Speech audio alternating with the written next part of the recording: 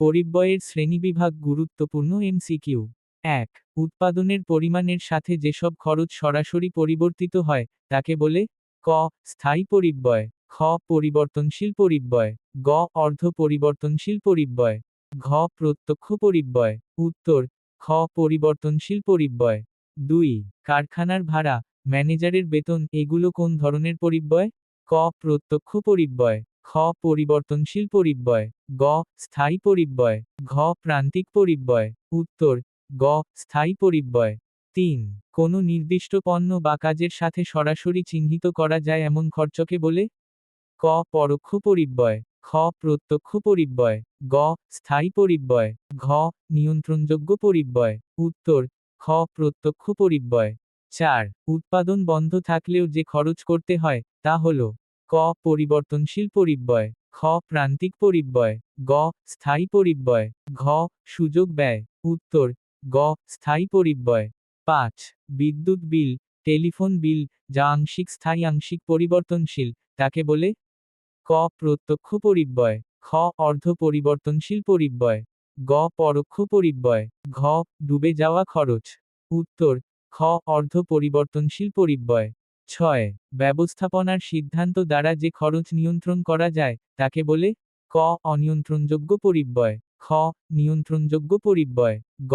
স্থায়ী পরিব্যয়, ঘ. প্রান্তিক পরিব্যয়। উত্তর: খ. নিয়ন্ত্রণযোগ্য পরিব্যয়। ৭. এক ইউনিট অতিরিক্ত পণ্য উৎপাদনের জন্য যে অতিরিক্ত খরচ হয় তাকে বলে ক. গড় পরিব্যয়, খ. মোট পরিব্যয়, গ. প্রান্তিক পরিব্যয়, ঘ. স্থায়ী পরিব্যয়। উত্তর: গ. প্রান্তিক পরিব্যয়। ৮. কাঁচামালের দাম, শ্রমিকের মজুরি এগুলো কোন পরিব্যয়ের উদাহরণ? ক. পরোক্ষ পরিব্যয়, খ. প্রত্যক্ষ পরিব্যয়, গ. স্থায়ী পরিব্যয়, ঘ. ডুবে যাওয়া খরচ। উত্তর: খ. প্রত্যক্ষ পরিব্যয়। পরিব্যয়ের শ্রেণীবিভাগ থেকে আরও অতিরিক্ত 10টা গুরুত্বপূর্ণ এমসিকিউ। ১. নিচের কোনটি স্থায়ী পরিব্যয় নয়? তারা চিহ্ন ক. কারখানার ভাড়া, খ.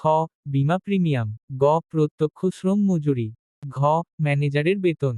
উত্তর: গ. প্রত্যক্ষ শ্রম মজুরি। ২. ডুবে যাওয়া খরচ, সাঙ্ক কস্ট বলতে বোঝায় ক. ভবিষ্যতে যে খরচ হবে, খ. যে খরচ ইতিমধ্যে হয়ে গেছে ও ফেরত পাওয়া যাবে না, গ. উৎপাদনের সাথে পরিবর্তনশীল খরচ, ঘ. নিয়ন্ত্রণযোগ্য খরচ। উত্তর: খ. যে খরচ ইতিমধ্যে হয়ে গেছে ও ফেরত পাওয়া যাবে না। ৩. কারখানার তত্ত্বাবধায়কের বেতন কোন পরিব্যয়? ক. প্রত্যক্ষ পরিব্যয়, খ. পরিবর্তনশীল পরিব্যয়, গ. পরোক্ষ পরিব্যয়, ঘ. প্রান্তিক পরিব্যয়। উত্তর: গ. পরোক্ষ পরিব্যয়। ৪. সুযোগ ব্যয় অপরচুনিটি কস্ট হল ক. মোট খরচ, খ.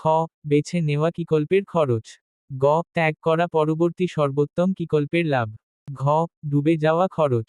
উত্তর: গ. ত্যাগ করা পরবর্তী সর্বোত্তম বিকল্পের লাভ। ৫. উৎপাদন শূন্য হলেও যে খরচ বহাল থাকে তা হল ক. পরিবর্তনশীল পরিব্যয়, খ. অর্ধ পরিবর্তনশীল পরিব্যয়, গ.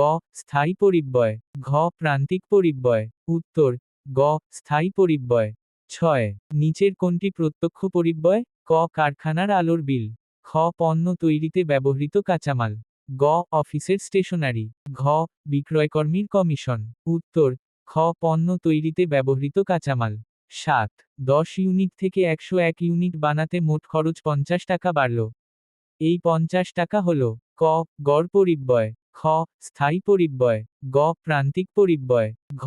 সুযোগ ব্যয়। উত্তর: গ. প্রান্তিক পরিব্যয়। ৮. টেলিফোন বিল কোন ধরনের পরিব্যয়? ক. সম্পূর্ণ স্থায়ী, খ. সম্পূর্ণ পরিবর্তনশীল, গ. অর্ধ পরিবর্তনশীল, ঘ.